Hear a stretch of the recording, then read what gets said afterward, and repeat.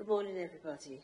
I'd like to welcome everybody to this multi-location hybrid meeting of the Governance and Audit Committee, which is open to the press and public on request. This morning we've got a few new faces around the table, so before I progress with the rest of my welcoming, I'd like everybody to just introduce themselves, and then those of us who are not quite sure and those who are also not in the room will know who's speaking. So I'm Kath Peggington. I chair this meeting, this committee. Thank you for voting me in on the last agenda to chair it again this year. I'm a lay member, and I'd like to start on my left if we work round the table first. Yeah, thanks, Chair. I'm Jade Harvey, Democratic Services. Thank you, Chair. Stephen Vickers, Joint Chief Exec for Torvine and Blaenau. Nigel Aurelius, Deputy Chief Executive. Andrew Lovegrove, the Strategic Director of Resources. Chris Corton, Complaints and FOI Team Leader. Tom Roberts, Business and Democratic Services Support Manager. Leanne Scarlett, Corporate Improvement Officer. Councillor Peter Jones, Cabinet Member for Corporate Governance and Resources.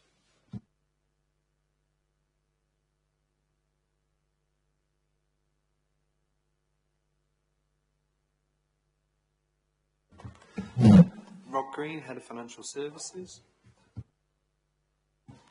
Peter Williams, Head of Internal Audit. And remotely we have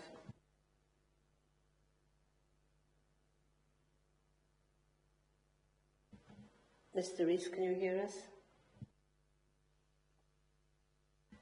Diolch, Catherine. Bore da pawb.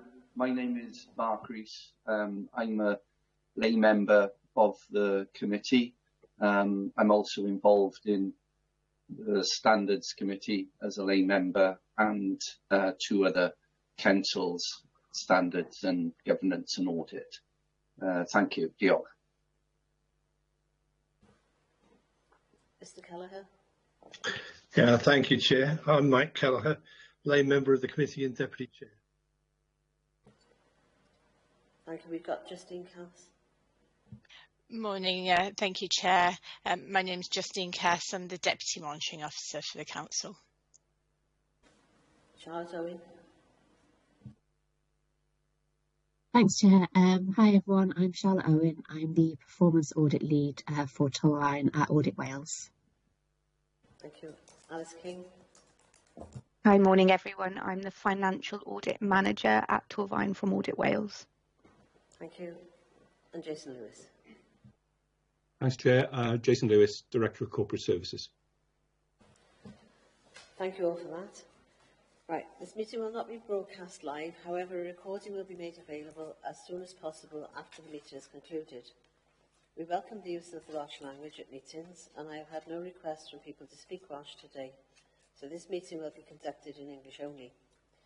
Please can members attending via Microsoft Teams refrain from using the chat function and instead use the raised hand icon to indicate when you want to speak.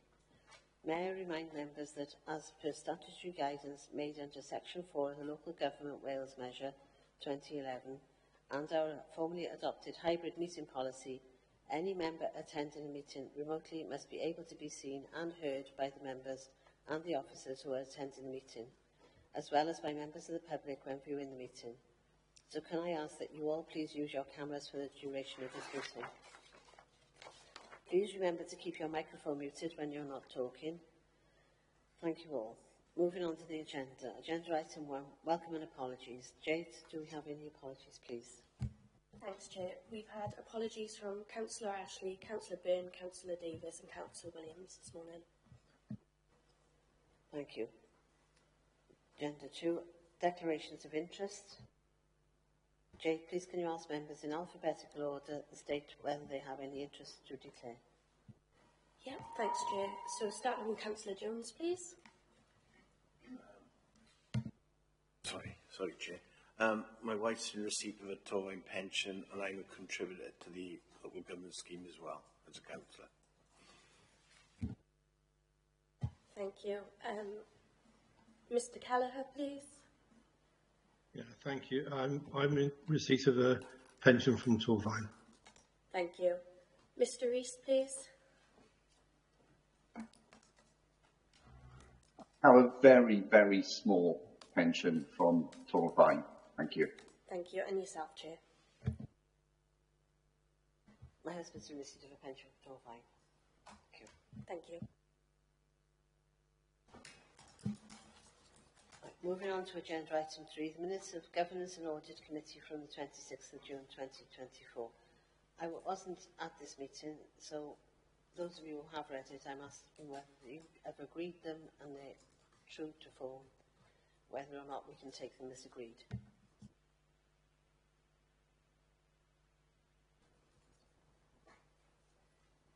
I can see no raised hands, so we'll take them as agreed. Can I just thank you all for voting me back in as chair of this committee during that meeting in my absence. Thank you.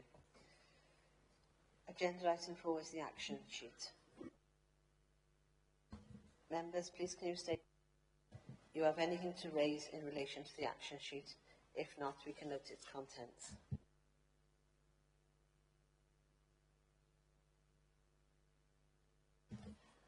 I had something I wanted to raise in relation to the action sheet. There were 3 actions as a result from the last meeting. The responses were all circulated to us on email. Are these collated into the minutes in any way? Do we know? The responses, yeah. They don't get included into the minutes, but they get sent to the committee individually. So if a member of the public looked back at these minutes and they would know that items were raised, they would know the outcome of the findings? Yeah. Is that normal for most committees? Yeah. Okay, thank you.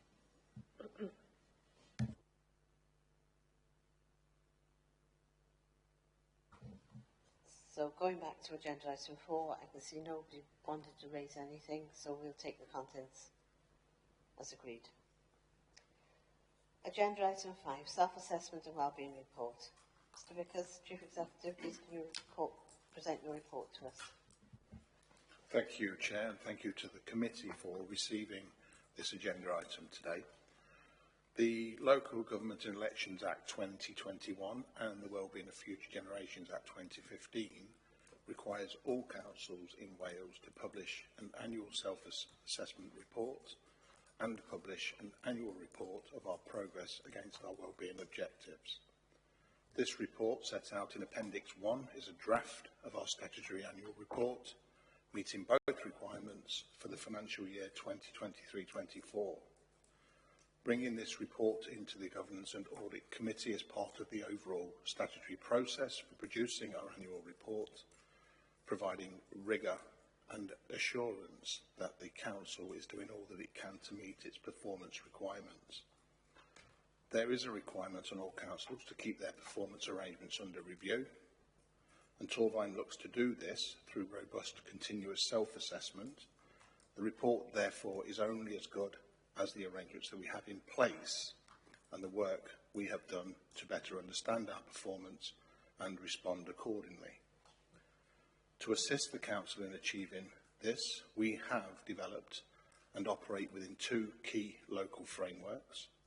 First is our county plan, setting out our ambitions to support our residents and our communities and the development of our place in which they live, work and play. And second, our characteristics of an outstanding council that describe how we will go about our work and the conditions we need to create in order to best deliver on the intentions set out within the county plan. Section 4 of the report details progress made against the Council's agreed 9 county plan priorities, often referred to as our wellbeing objectives, adopted by the Council in December 2022. This section provides an overview of the progress made against our annual delivery plan, followed by a more detailed review of the work carried out. I remind members that it is in itself only a summary of the full delivery plan, which was presented to Council in July 2024. I hope what comes across in the report is the progress we've made over the past year in delivering against our shared priorities. Our successes are reflected in the report, and of course they are the result of dedication, creativity, passion and hard work of our staff and the communities that we serve. Clearly, challenges remain, so we've set out for each priority some of the challenges for the future that we will be working on to overcome. And our new delivery plan for 23-24 can be found in full by following the link in the report. To add further context for this year's report, the outlook for public services remains very challenging and will do so for the foreseeable future. We are very much alive to the fact that there is no great influx of additional resources on the horizon. We are, though, prepared for the future, and we are organising ourselves so that we're not just able to survive, but will continue to improve the well-being across our council. The report, therefore, provides a focus on the council in terms of continuing to drive forward our community's approach, aimed at delivering greater resilience for communities and the residents who live in them, enabling people to live with greater independence, pushing forward our commitment to being the first Marmot Council in Wales, giving us the opportunity to improve the way that we plan and improve services over the longer term in order to tackle the intergenerational challenges associated with inequality, and taking forward our innovative plans to work more closely with Blaenau Gwent Council through an initial 9-month discovery phase where we will explore the potential for efficiencies, resources that can work at scale, and the potential for increasing innovation and creativity across both authorities. I hope that members of the committee take heart from hearing that we are at the forefront of these innovative approaches and recognise that these developments are central to the way that the Council delivers services and the way the Council will plan and manage within limited resources. Our plans remain rightly ambitious, and we know that our approach, though different to many councils across Wales, is the right way to take Torfaen forward in addressing inequality that exists within our communities in a sustainable manner. The second part of section 4 within the report sets out the progress we've made and in the way that we go about our business, which is set against our characteristics of an outstanding council framework.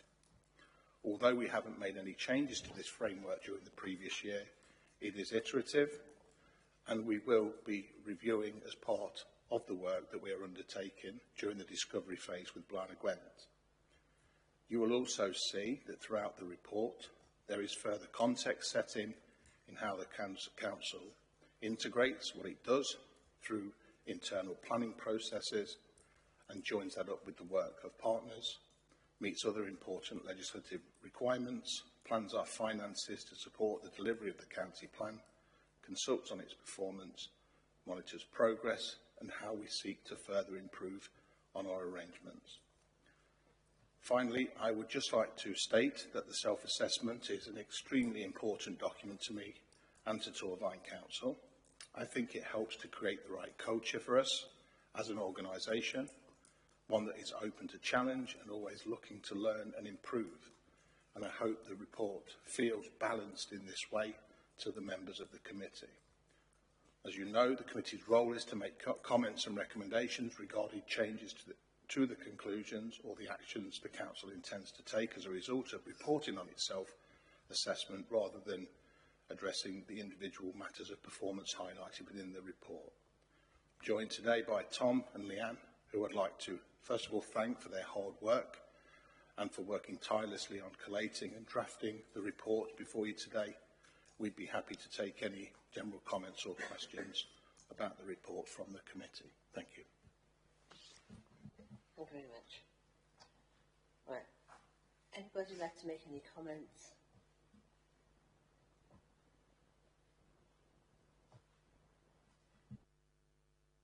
Oh, sorry, yeah. Just quickly, Chair, I'd just like to echo what the Chief Exec said. I know the hard work that goes into this, and I also know that the Council are constantly monitoring the self-assessment and wellbeing work.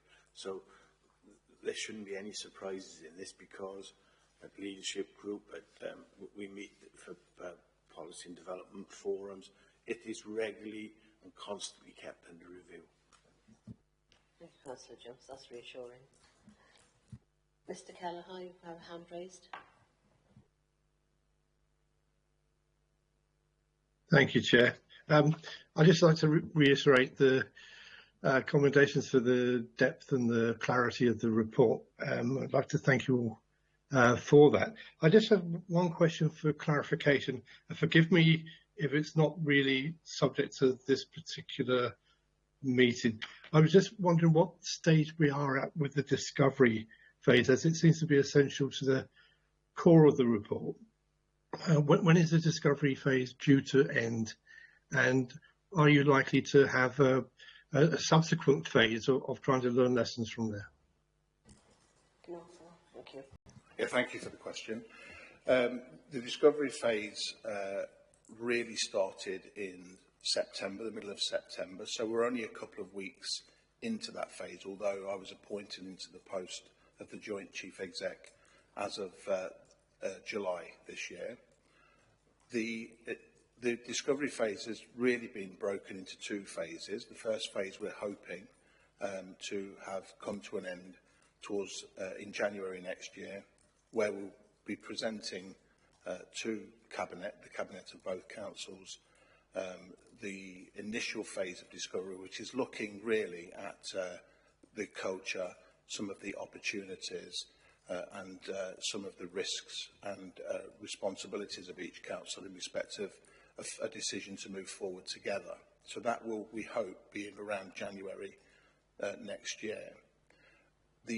If the decision is then made by both councils to continue with the arrangements, the second phase of discovery will run until around about the end of April next year, which will then be looking at the what we're going to do in respect of any actions taken in terms of short, medium and longer term plans for taking advantage of some of those opportunities for working together at scale in a more collaborative, federated model of approach. But that decision will only be taken if both councils agree to move forward after the initial phase of discovery.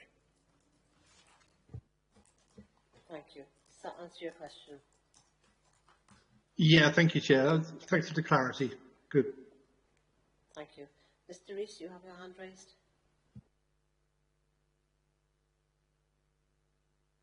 Diolch, Catherine. Thank you.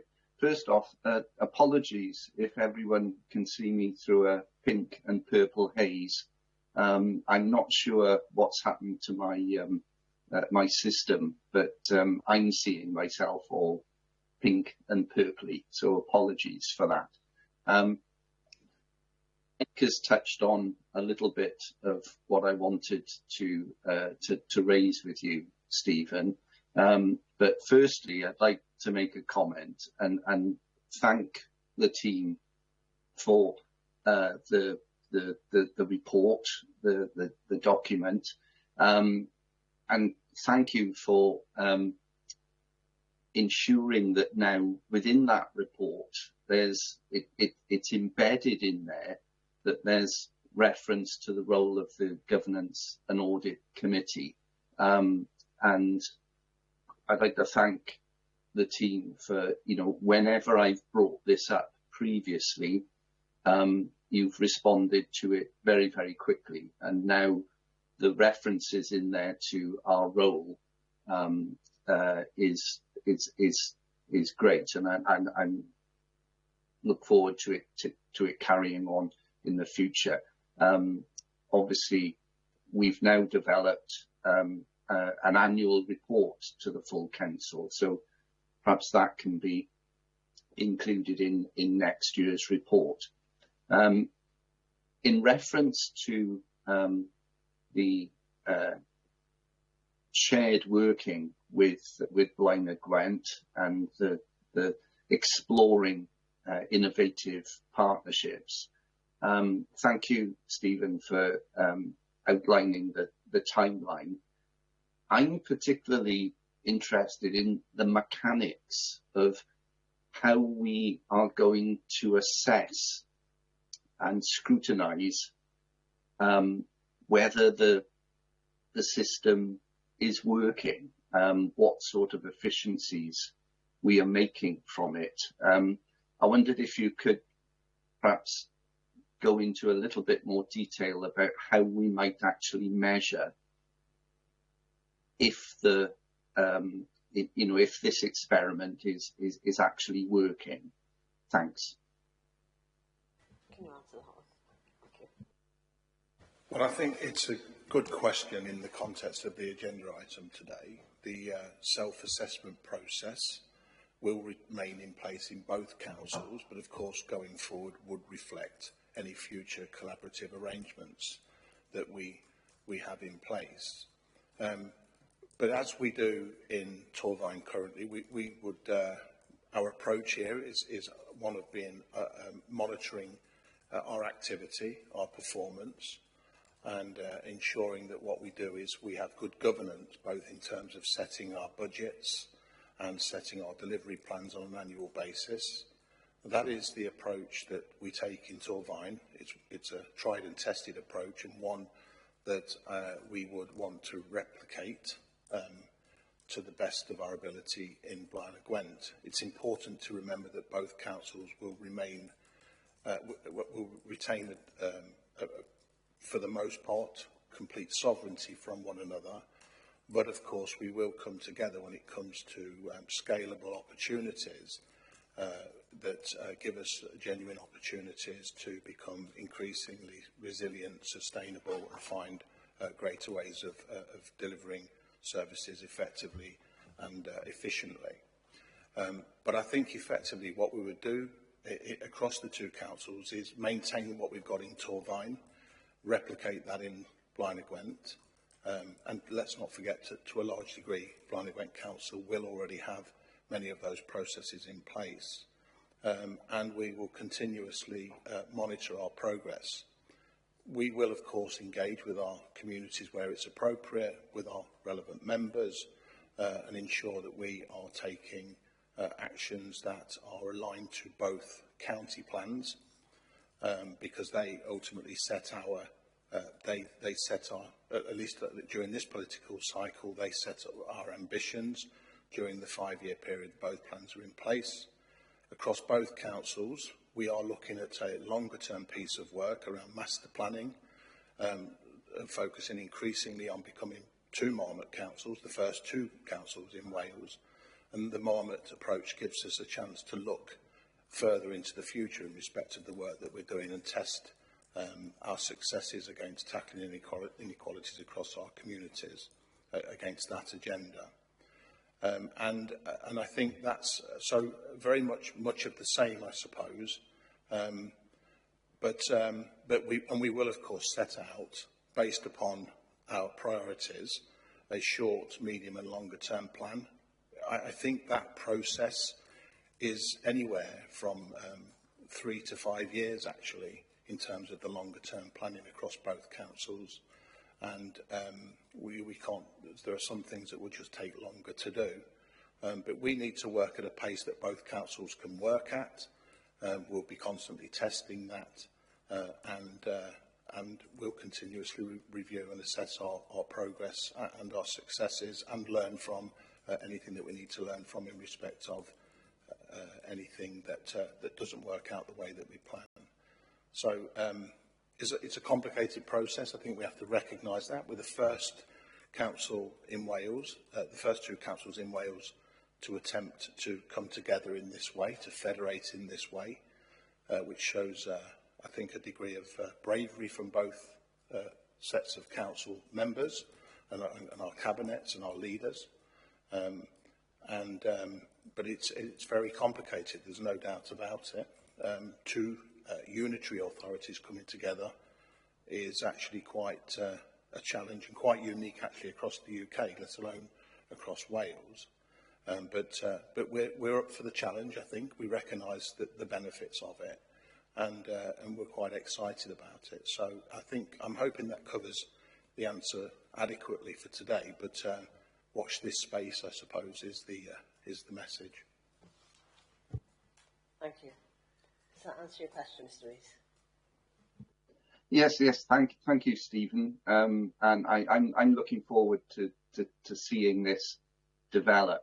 And hopefully, you know, things that we learn and with Blind Eye Gwent can be shared across other authorities.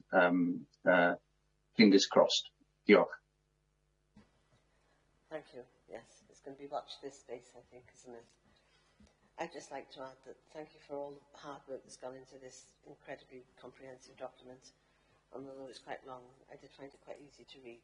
It puts over in words that most people can understand. And I appreciate that. Thank you. If there are no other comments then, recommendations are on page 25 of the agenda. Please can you state that if you've got anything against the recommendations or wish to abstain, otherwise we'll take them as accepted. Okay, we'll take them as accepted. Thank you very much, and thank you for all your hard work. Moving on to agenda item 6, the mid-year prudential indicators and treasury management monitoring report. I've got Sharon Cole, Group Officer. Please can you present the report? So it's me, Chair. It's you. I was going to say, I didn't think I'd seen Sharon. She's out there. Sorry, Sharon. It's you. You're too. Yeah, it's me on this occasion. Can everyone hear me okay? Let me know if not. So yeah, obviously I've already introduced myself, but just say again, so I'm Rob Green. I'm the new Head of Financial Services. Been with the authority 3 months now. So yeah, I'm presenting this report today. That's not necessarily going to be the case going forward, but I thought I'd do this by way of introduction as much as anything else. So in front of you today, you've got the mid-year Treasury Management Report. So this is the second of 3 reports on Treasury Management that you receive during the year. So this is very much, as it says, an update report to say where we are, what activity have we been undertaking. And you know, it's in the usual structure, in the usual style, and you know, focusing on our investments and borrowing activity, compliance with our prudential indicators, and a sort of a report on our capital expenditure activity and outlook. And just to reiterate that the recommendation on the report is for you as a committee to review the report and give any comments as you feel appropriate. So I'll just, obviously you've got the report in front of you, but I'll just sort of canter through it. I'll generally refer to the tables within the report. That's probably the easiest way to do it. So the first section of the report looks at our capital expenditure plans and activity, and Table 1 in particular sets out where we are looking to be in relation to the estimate that we had when the strategy was set at the start of the financial year. So you'll see that there's been an increase, particularly in this financial year, in terms of the expenditure we're expecting to incur on capital. It's the same for the following year and the year after that as it happens.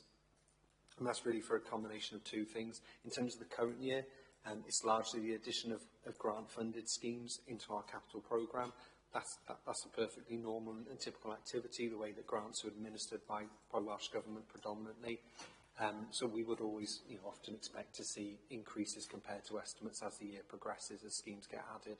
In terms of the following 2 years, and particularly 25-26, that's increased largely because of slippage that's been identified. Again, not an uncommon occurrence, but wherever possible, we would want to try and minimise the amount of slippage moving from one year to the other. But that's the main reason why that's increased. And just to highlight that, in particular this year, some of this change is reflected, or is a reflection of the report that was received and approved by Council in July of this year, where a number of additional allocations were made, and particularly around asset and highway maintenance, and that's reflected in the figures in Table 1.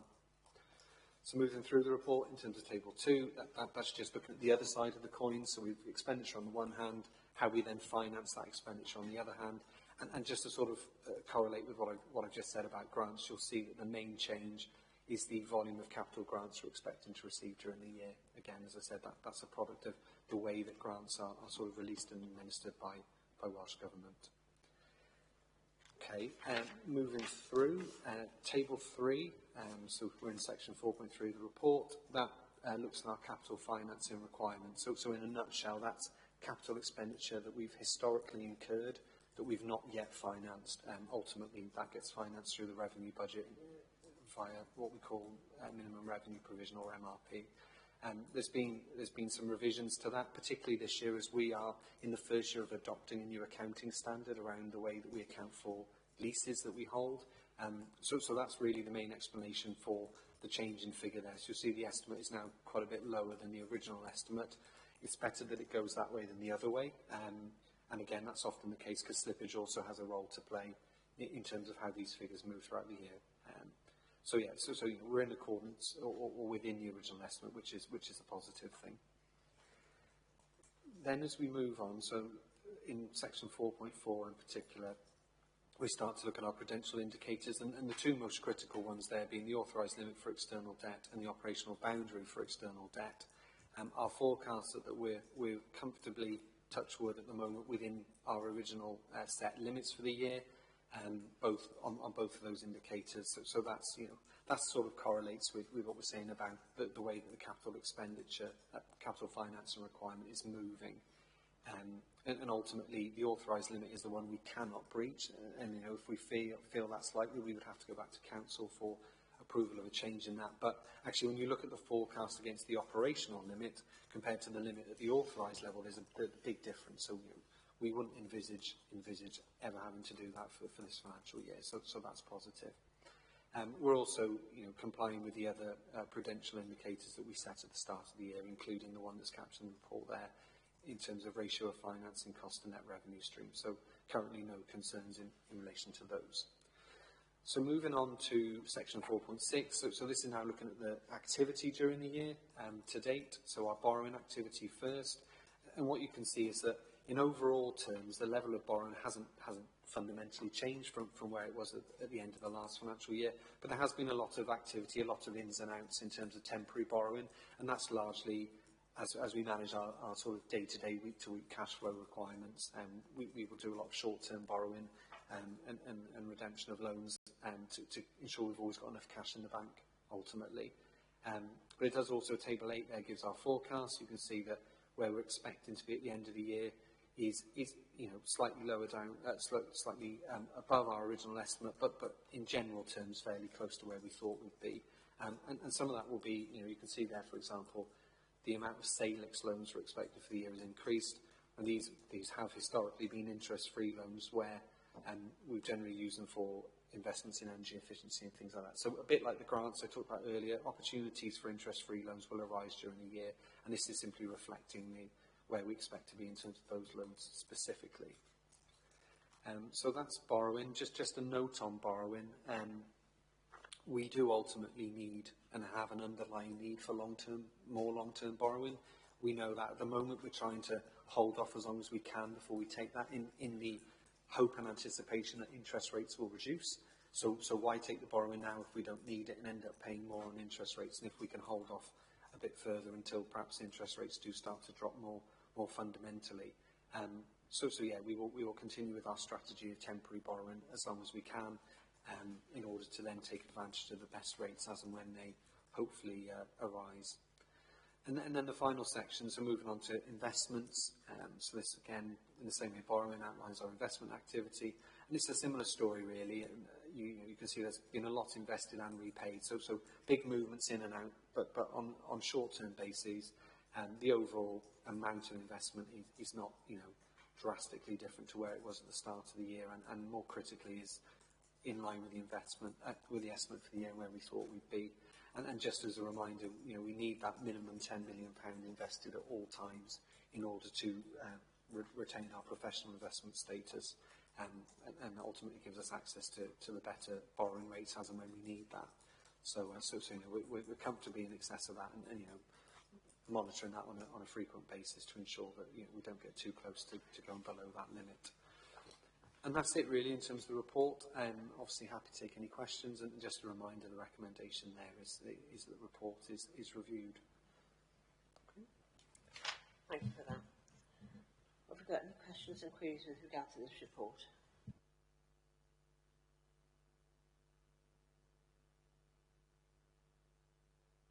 No, I see no hands raised. So we'll take this report as being reviewed and agreed. Thank you.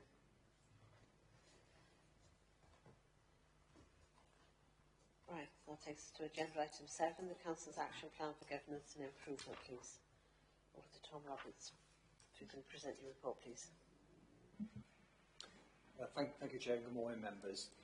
The report I'm presenting today is your 6-monthly update report on the Action Plan for Governance Improvement. That is to say that it provides members of this committee a review of the work undertaken by our regulators and the work undertaken by the authority in response to that regulatory work. The update report is broken down into several sections. Firstly, under 4.1 of the report provides an update of the progress made delivering actions associated with external audit work under the portfolio of this committee. That's under Appendix 1.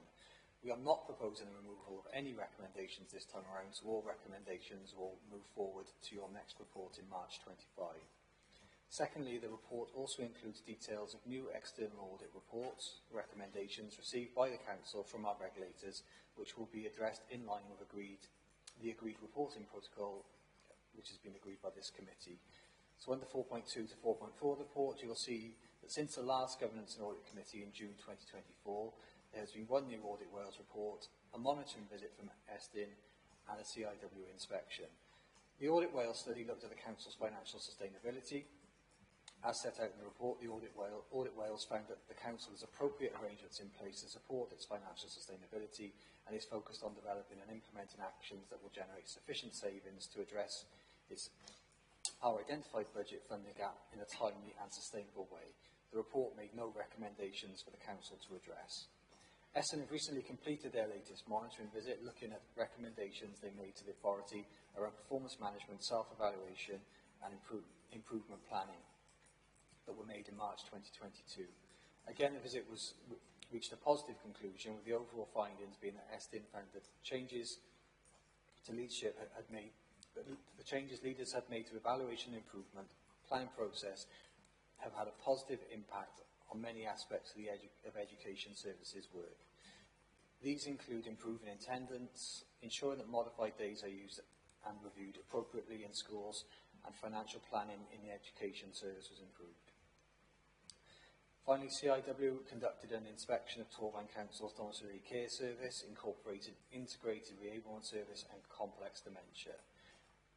Again, conclusions from this review were largely positive. The multidisciplinary approach at the service prioritises people's well-being whilst empowering independence, enabling people to remain safely at home. There were no priority action notices arising from the inspection. However, 4 areas of improvement were identified, focusing on recruitment, training and supervision practices that require strengthening and further oversight.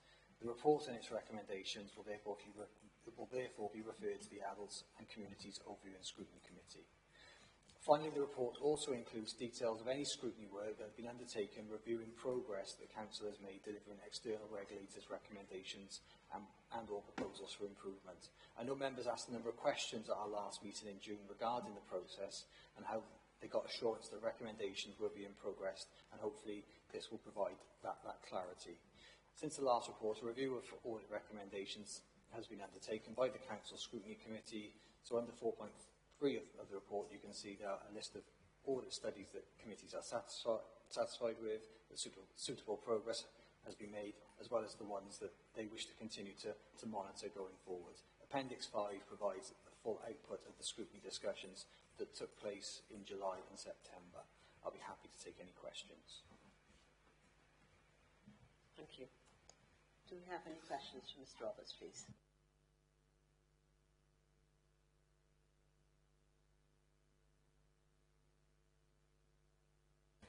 No, I see no hands raised. Obviously, all the questions were answered within the report. Thank you. Right, moving on to the recommendations then. The recommendations are on page 123. We're invited to undertake our assurance role by reviewing this document. Can I take it that everybody has reviewed the document and are happy to accept it? I see no hands raised, so we'll take it as agreed. Thank you.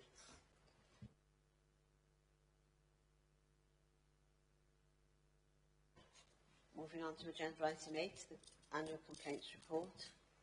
Chris Corton, complaints team leader, please could you present your report for us? Thank you, Chair. Thank you, committee members. I'm Chris. I'm just here to provide an overview of the work undertaken by the complaints team during the 23-24 financial year, and also present you with a copy of the Public Services Ombudsman for Wales' annual letter. So, as you know, the Local Government and Elections Act 2021 gives the Governance and Audit Committee defined assurance role around complaints. Therefore, the committee is asked to review and assess the authority's ability to handle complaints effectively. So in Torfaen, we work with a central team, so we deal with all of the complaints and FOI, EIR requests that come into the authority, and we work closely with the teams and officers within those departments to collect the feedback and information and coordinate timely and effective responses. We follow two separate processes. There's a statutory process and regulations for social care-related complaints, and then the central service-related complaints are dealt with via the corporate complaints procedure. So you'll see in the report that I've given some details about the work that was undertaken during the last financial year. I'll go quickly through some of the key information. As you'll note then, during 23-24 we dealt with a total of 248 complaints as a combination of stage 1, stage 2 and the Ombudsman complaints. That's an increase of 55% on the previous financial year where we had 160. In September 2022 we revised how we categorise the contacts that come into the department. This brought us in line with the policy and practices of others and also ensured our transparency and accountability. So the information contained in this report is the first full year to reflect those changes. Despite the increase, you'll see that the number of contacts the Ombudsman has gone down. So just 6% of complaints made to the authority went on to the Ombudsman, and that's down from 11% of the previous year. We also dealt with 1,126 other contacts in addition to the formal complaints, and that's an increase of 12% on the previous year. Also, the number of compliments received went up, so we went up from 110 to 155. So we always encourage the departments and managers to keep us aware of any compliments that are being received, so those can be recorded and shared also. So I'll go through some of the information contained within the report itself. So note on page 234.3 outcomes, the percentage of our fully upheld complaints increased slightly from 52.5 to 55%. I think we had a large amount of complaints at the start of the financial year which related to a waste consultation, which potentially impacted on that figure. With the Ombudsman reports that we send through to them, we only report on upheld and not upheld. So where we report on part upheld on our own purposes, we then have to look at the weighting and we're feeding back to the Ombudsman. We don't yet have the information for the full year for the Ombudsman and what figures they've had for all authorities across 23-24. Page 4, 4.6. The chart there gives a breakdown of the complaints received by service areas. So you can see economy and environment had the largest increase. We think potentially a lot of that could be attributed to the categorisation changes that we made. A lot of the contacts that we were having, we were dealing with business as usual, but then we recategorised some of the contacts to be stage 1 complaints. Also across all service areas, we do note there is a key theme around communication, and we work with the teams then to look at how they can improve that. And there are steps being made amongst many departments to improve digital handling of contacts and service requests that come through. In that Appendix 1, I've given a full breakdown by the service area of complaints and compliments that have been received. 4.7 gives you a bit of an idea then around the stage 2 complaints that we have dealt with. So, as well as the increase in stage 1, we then had the increase with the stage 2 complaints. It's only gone up slightly to 10, but you would expect that increase with the larger amount of stage 1 complaints that we're receiving. The Ombudsman is keen that we fully exhaust the two-stage process in both procedures that we follow to ensure that there's no premature escalation to the Ombudsman, then which is then referred back into the authority. We do sometimes have people which will bypass us, go straight to them, but it will then eventually come back to us to deal with. In some circumstances, we can escalate straight to stage 2. It just depends on the scope of the complaint and the seriousness of it. So we'll discuss that with departments as and when complaints come through. So we had 8 that we dealt with corporately and 2 for children's services. Again, there's a statutory process for the social care related complaints, so they are dealt with by external independent investigators who we appoint, and then they produce a report, and then a final response comes through from the director. So they can be quite lengthy, so it's important to keep the complaints updated throughout that process. There's some information in 4.8 regarding the Ombudsman details. So we received 13 directly from the Ombudsman. They held a total of 14, so we've based the information within the report on their figures. There were no investigations completed. We had 2 interventions. I think those were both complaints that went prior to a stage 2 to them and then came back to us for completion, and 3 recommendations within the interventions. So we complied with all of their recommendations. There was a delay in us feeding back on one of those. We've noted that and accepted that we need to be going back to the date that's specified for them. So as I mentioned, just 6% of the complaints that came through us went on to the Ombudsman.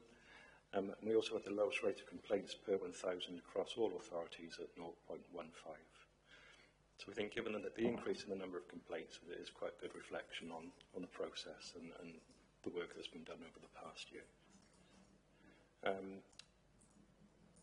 4.12 is regarding our response rate. So we have a target of 95% to respond to all complaints within the timeframes.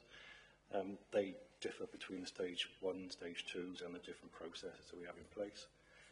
So our stage 1 compliance is 97.3 and the overall compliance is at 96.2.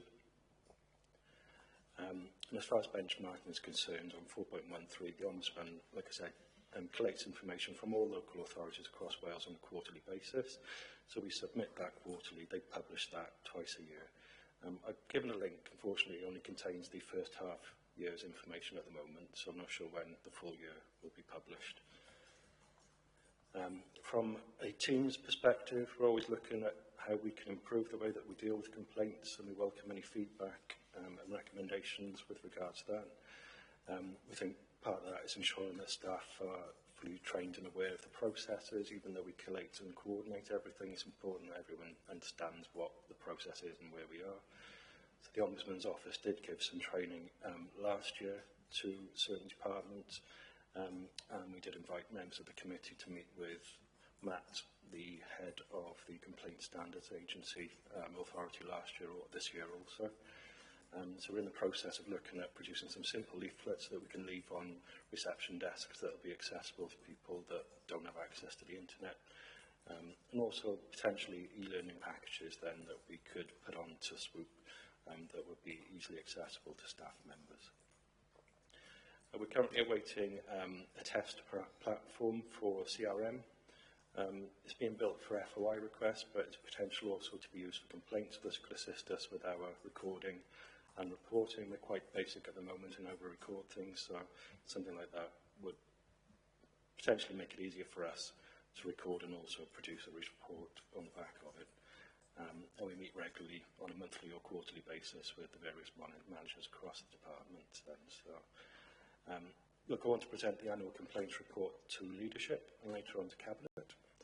And thank you all for your time, and I welcome any comments and questions. Thank you very much. Another very comprehensive and full report. Do we have any questions, queries?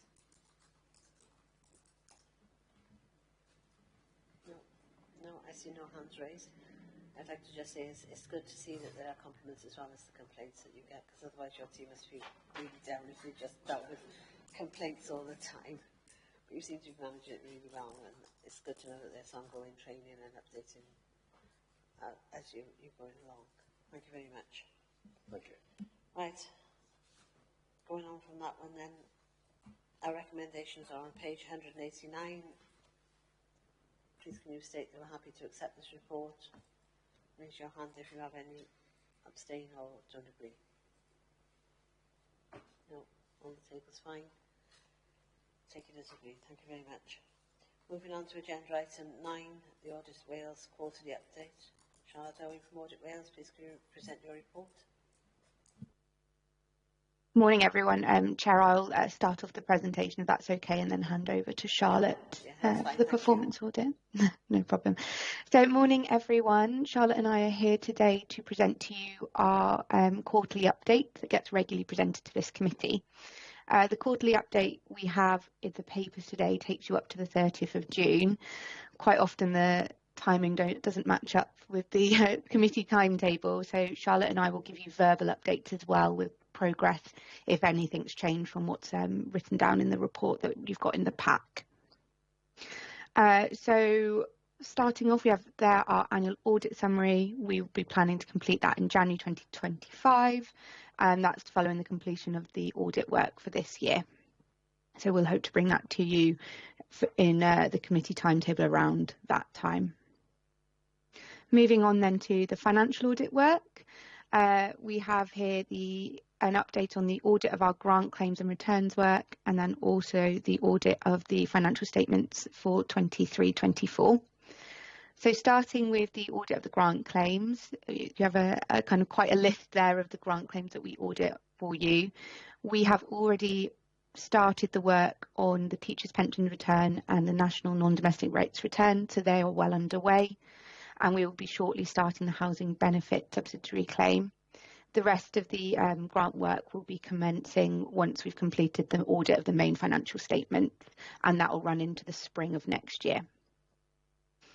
Following on then, we have the main event, the audit of the financial statements.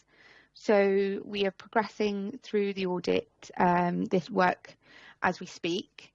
We are still committed to meeting a November 2024 committee cycle and sign off.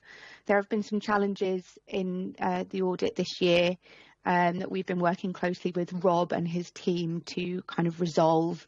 So we're working through those challenges currently.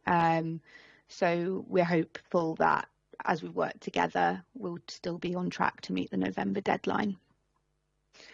At that point, I'll hand over to Charlotte, who will take you through the performance audit work, but we will both be happy to take any questions on our on the quarterly update once Charlotte's finished her presentation. Thank you. Thanks, Alice. Okay, so in terms of the 22-23 work programme, the unscheduled care review, the draft report has recently been issued, and I believe a regional response is being coordinated.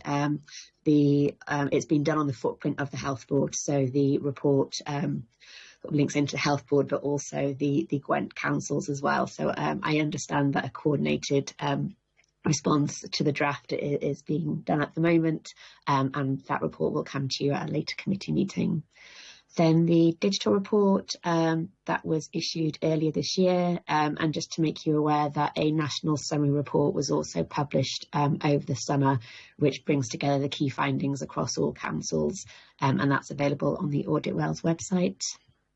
For the 23-24 work programme, the commissioning review, that's taken place again across all councils. I think for Torfaen it's scheduled in for January. We've pushed that back slightly just to accommodate availability of officers within the council, but that should be beginning fairly soon. Financial sustainability, that's now been issued and published, and Tom mentioned that in his report earlier. Again, there will be a national summary coming out on this as well. I think that's due to come out next month. And then the review of the council's counter-fraud arrangements is currently underway. We've got the final interview scheduled for next week, and then we're hoping to get a draft report to the council towards the end of October, early November.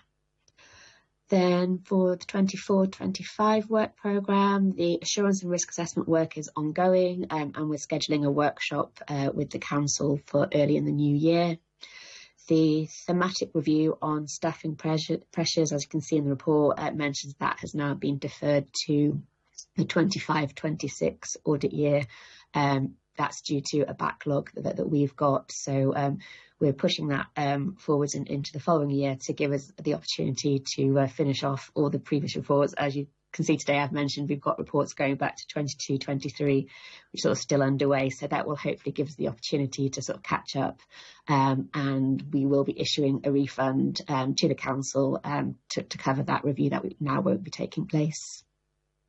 Then the local project, that's likely to be a review on the council sort of leisure strategy and the arrangements around that.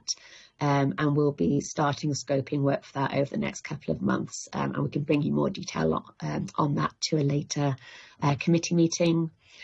Then just to update you on a few things which have changed in terms of the local government studies. So the governance of fire and rescue authorities, that report has now been published and is available on the Audit Wales website. The homelessness review, so the focus of that is on temporary accommodation, and I believe work on that is just beginning. And then the other two reviews referenced there on capital planning and discretionary services. No change there, both still at the scoping stage. And then towards the bottom of the update, it just mentions some national reports which have been published. And just to update, there's a couple more which have been published since the end of June, including those on active travel and affordable housing. Yeah, as I said, very happy to take any questions. Thank you both very much. Do we have any questions?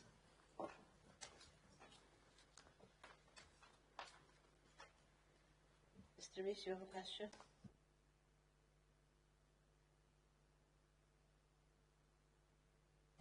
Mr. Rees, your hand is raised. Yes, yeah, sorry. Thank you both for your update for us. It's a comment really, and it's referring back to where we started and what we talked about, the partnership working between Torfaen and Blaenau Gwent, and the innovative ideas around that. There's a small reference to it in your financial sustainability review, which was part of Tom's earlier report. I'm just wondering whether either yourselves or higher ups in Audit Wales have thought that at some point you should be looking closely at this sort of work, whether it's happening in other authorities across Wales, to look into partnership working and to highlight what works and what doesn't work, so that best practice can be shared. I know it's very, very early days, but I just wondered whether there was scope for that sometime in the future. Can anyone answer that question? Yeah, do you want me to come in on that one? Yeah, just to say, we don't have any sort of formal work planned at the moment, but we are keeping a close eye on the performance audit side.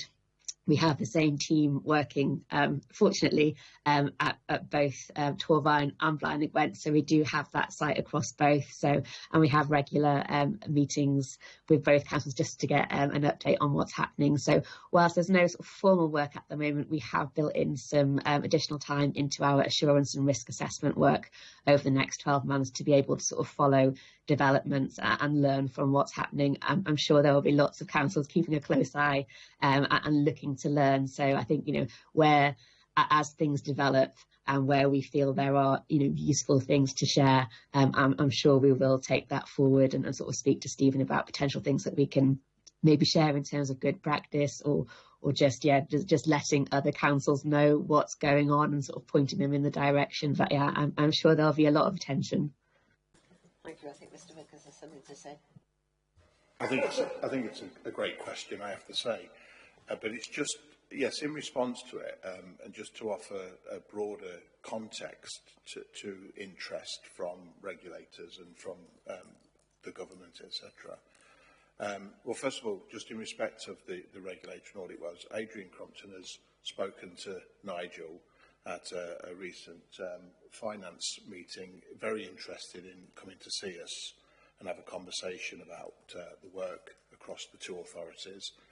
So that's a very positive step we see. WLGA have agreed in principle, I understand, to put a graduate alongside the programme of work should we move forward into the beyond the first phase of discovery, to sort of, I suppose, to help us to map and record the progress and the activity that we're undertaking. And I think working closely with WLJ is important because, of course, whether this is the blueprint for other councils to follow at some point in the future is yet to be seen, but it certainly would be useful to document the activity that we undertook and the learning and the successes that we've had along the way. And I just happened to have met with Welsh Government representatives last night, actually, and we're planning a visit with the local government minister at some point in the future, alongside the two council leaders, again, to have wider conversations around this. So really pleasing to see that the regulators and Welsh Government, WLGA, are really showing an interest in what we're doing. Thank you for that. It is quite an exciting time. It's good to know that people are keeping an eye on things. Thank you for that. Does that answer your question, Mr. Rees? Oh, that's brilliant. Thank you. That's great to hear. Thank you. And thank you both from Audit Wales. There's no action for that. We just need to accept that that's the report. Moving on to agenda item 10, the Internal Audit Operational Plan Quarterly Update from Mr. Peter Williams, please. Please be presented. Thank you, Chair.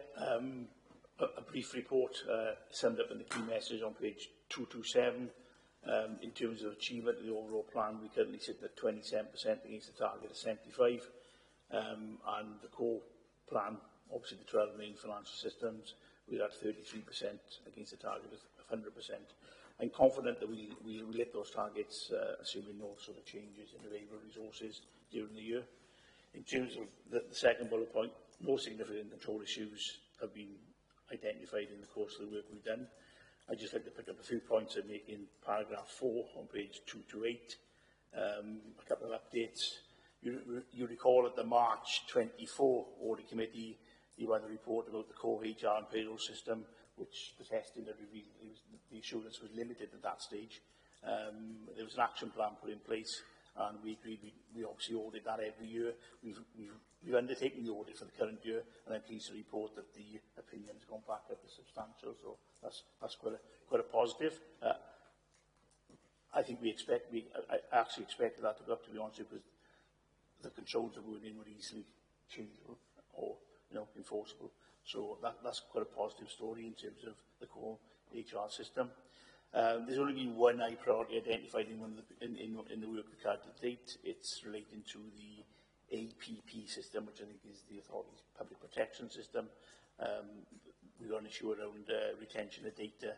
We seem to be holding data for excessive periods, so we need to review that in accordance with the sort of GDPR requirements and delete and rectify any information we should be holding.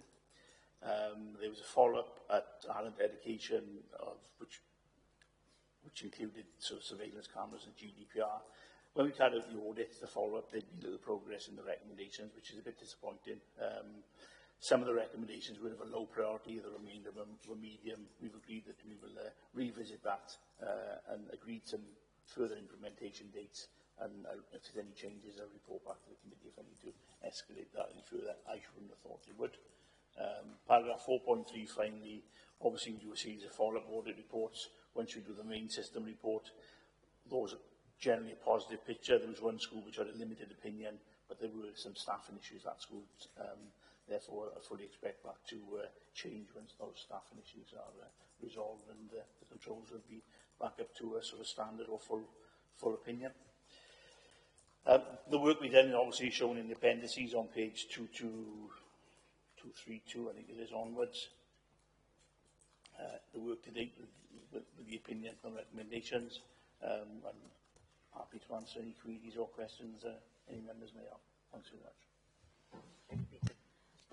Do we have any queries or questions for this report? No, we're all very quiet today, aren't we? Right, thank you.